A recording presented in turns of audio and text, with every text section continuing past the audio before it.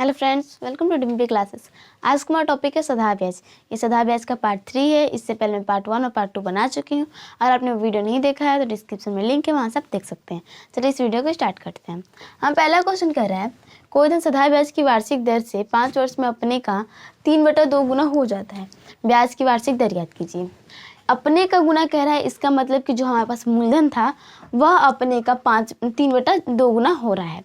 मान लीजिए कि आपने किसी से 500 रुपये उधार लिया और वह बढ़कर उस अपने का 3/2 गुना हो जाता है। ठीक है, आपने किसी से 500 रुपये उधार लिया और बढ़कर अपने का यानी 500 अपने का 3/2 गुना हो जाता है, यानी वो मिश्रधन बन जाता है। तो अगर इसका हम मिश्रधन निकाले तो कितना हो रहा है? 750। ठीक है, तो हमारा मिश्रधन हो जा रहा है। तो अगर इससे ये हमारा मिश्रधन है और इस मिश्रधन और बट्टा में हम अपना मूलधन को रख दें, ठीक है, तो और इसको हम भिन्न में चेंज कर दें तो 25 तय 75 और 25 दूनी का 50।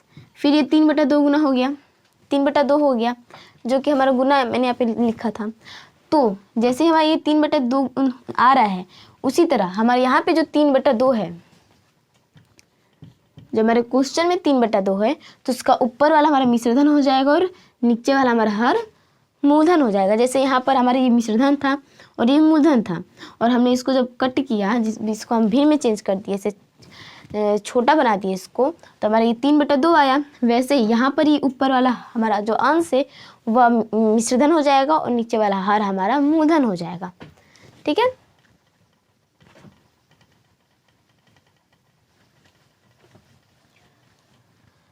सो देखिए यहाँ पर हमें पता चला कि 3/2 है, तो ये हमारा मिश्रधन है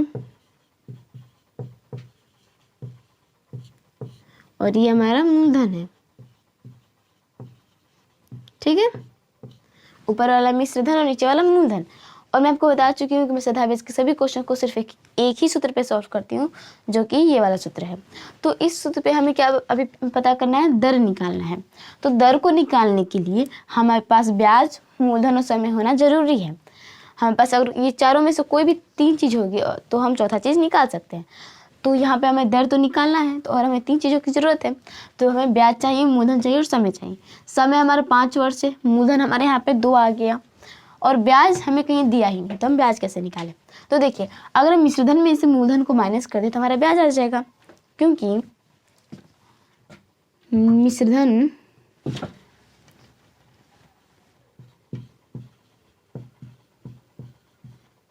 मिश्रधन बराबर मूलधन प्लस ब्याज होता है।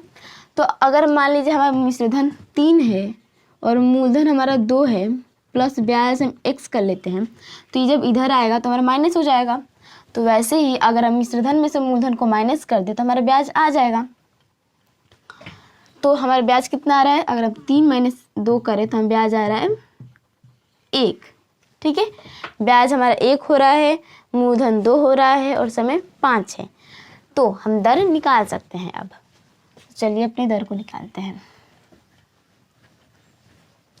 ब्याज 1 बराबर मूलधन हमारा यहाँ पर 3/2 में हमारा हर है 2, तो 2 गुणे दर हमें नहीं पता है, तो दर की जगह पे हम x लिख लेंगे, गुणे समय हमारा 5 वर्ष है, तो समय की जगह पे हम 5 लिख लेंगे और बट्टा में 100। ठीक है, अब ये 5 से ये जो 100 है वो जाएगा 20 बार में, और ये 2 से ये 20 जाएगा 10 बार में। ठीक है, यहाँ पर हम बट्टा 1 लगा सकते हैं, इससे मान में कोई अंतर नहीं आएगा, हमें पक्षांतर करने में आसानी होती है।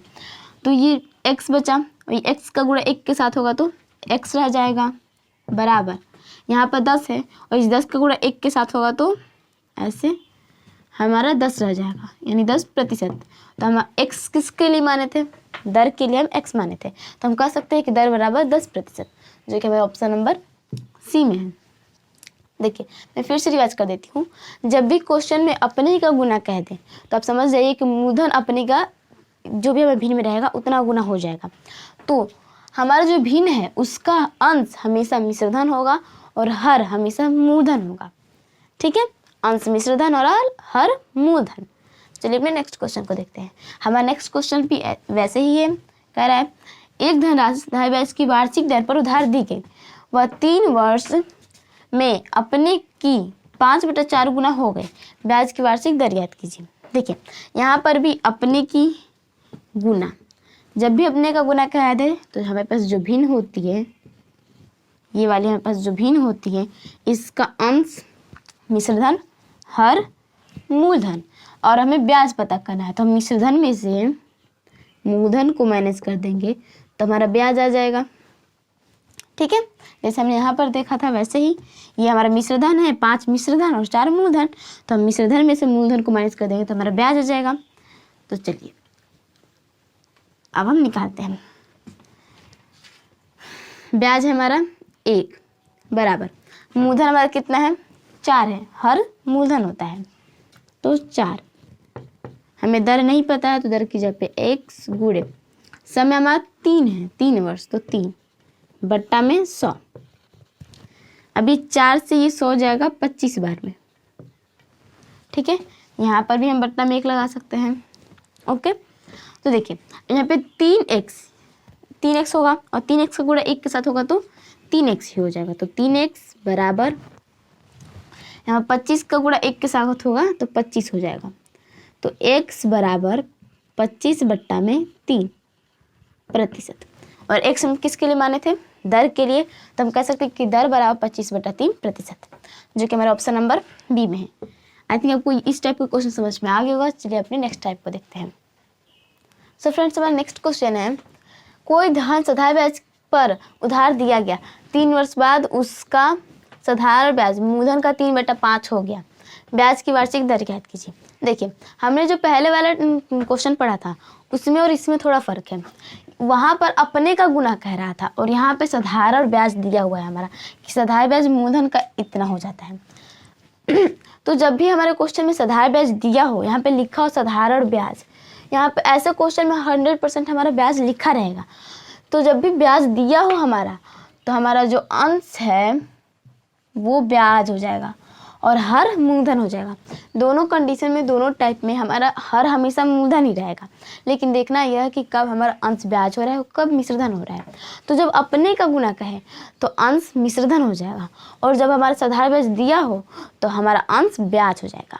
ठीक है, जब अपने का गुना कहे तो मिश्रधन, और जब हमारा ब्याज दिया हो तो वो हमारा ब्याज हो जाएगा। और हर तो हमेशा ही मूलधन होगा दोनों कंडीशन में, उसमें कोई टेंशन लेने की बात नहीं है। तो अब देखिए हमें दर ज्ञात करना है। तो दर ज्ञात करने के लिए हमें समय, मूलधन और ब्याज की जरूरत है। समय हमारा 3 वर्ष है, मूलधन हमारा 5 है और ब्याज हमारा 3 है। हमें सब कुछ पता चल गया है, तब हम निकाल लेंगे। ब्याज 3, क्योंकि हमारा अंश 3 है तो हमारा ब्याज भी 3 हो जाएगा, क्योंकि हमारा साधारण ब्याज दिया है। जब भी हमारा साधारण ब्याज क्वेश्चन में दिया रहेगा तो हमारा जो भिन्न होगा उसका अंश ब्याज हो जाएगा और हर मूलधन। तो हमारा ब्याज कितना हो रहा है, 3 हो रहा है, बराबर मूलधन है हमारा 5 गुणे दर हमें नहीं पता है, हमें दर निकालना है, तो दर की जगह पे हम x लिख लेंगे, गुणे समय हमारा 3 है बट्टा में 100। ठीक है, अब देखिए यहाँ पे हम बट्टा 1 लगा सकते हैं। अब देखिए यहाँ पे गुणा का चिन्ह और यहाँ पर बराबर का चिन्ह है, तो हम अंश से अंश और हर से हर कटा सकते हैं, या फिर ऊपर नीचे भी भाग कर सकते हैं, बस ऐसे पक्षांतर हम नहीं कर सकते। ठीक है, तो इसलिए हम 3 से इस 3 को काट सकते हैं।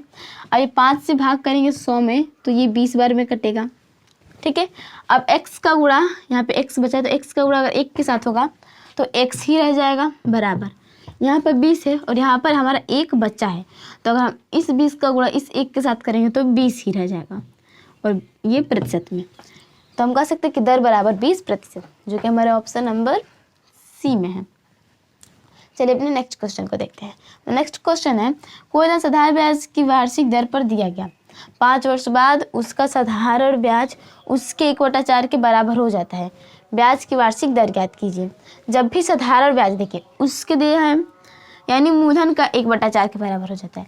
तो जब भी हमारे क्वेश्चन में साधारण ब्याज दिया हो तो वो जो हमारा भिन्न होता है, जो हमारा 1/4 जो हमारा भिन्न है, इसका अंश हमारा ब्याज हो जाएगा और हर हमारा मूलधन हो जाएगा। तो हमारा ब्याज कितना है, 1 बराबर यहाँ पे मूलधन हमारा 4 गुणे दर है हमें नहीं पता, तो दर की जगह पे x गुणे 5 समय हमारा 5 है बट्टा में 100।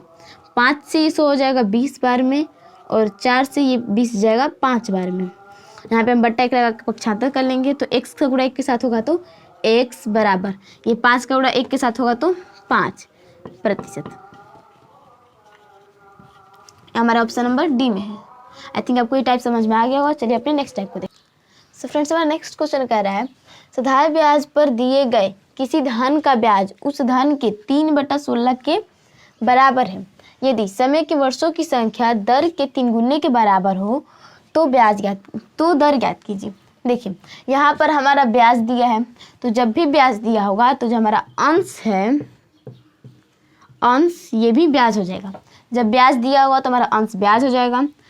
हर तो हमेशा ही मूलधन रहेगा दोनों कंडीशन में, लेकिन जब हमारा ब्याज दिया होगा तो हमारा अंश भी ब्याज हो जाएगा, और जब अपने का गुणा कहेगा तो हमारा अंश मिश्रधन हो जाएगा। मैं आपको ये बता चुकी हूँ, ठीक है। तो हमारा ब्याज हो जाएगा 3 और मिश्रधन हो जाएगा 16। अब देखिए यहाँ पर ना ही हमारा दर दिया है और ना ही समय दिया है, लेकिन ये कह रहा है कि यदि समय के वर्षों की संख्या दर के 3 गुने के बराबर हो तो ब्याज की दर ज्ञात कीजिए। देखिए यहाँ पर दर समय, ठीक है। मान लीजिए हमारा दर x है, ठीक। तो कह रहा है समय की जो वर्ष की संख्या है वह दर के 3 गुने के बराबर है, दर के 3 गुने के बराबर है, ठीक है। तो ये 3x हो जाएगा, दर x समय 3x, ओके। तो 16 दर की जगह पे x और समय की जगह पे 3x, कह रहे हैं 3 गुने के बराबर है तो हमारा 3x हो जाएगा। और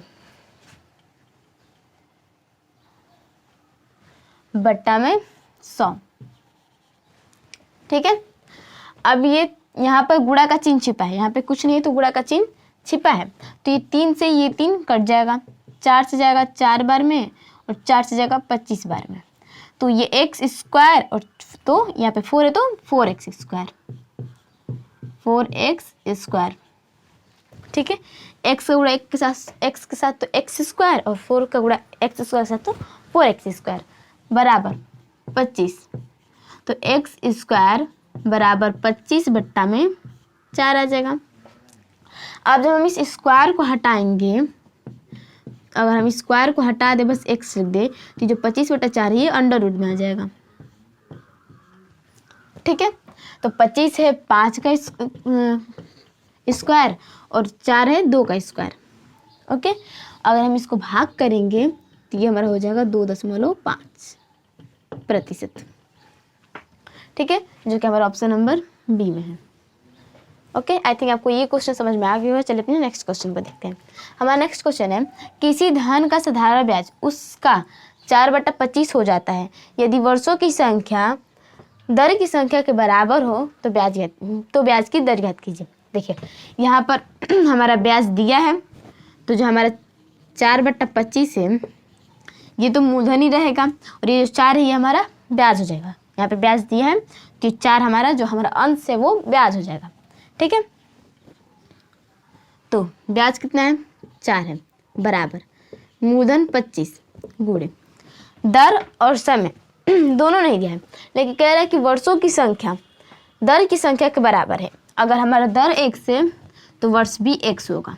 मान लेते हैं कि हमारा दर 3 है तो वर्ष भी 3 होगा, दोनों बराबर है। तो हमें पता तो है नहीं, तो हम ऐसे ही 3 नहीं लिख सकते, हम x लिखेंगे। हमारा दर भी x और समय भी x, दर भी x और समय भी x, ठीक है। यहाँ पर हम x और y नहीं लिखेंगे क्योंकि ये दोनों सेम है, तो हम x और y नहीं लिख सकते, दोनों को हम x से निरूपित करेंगे।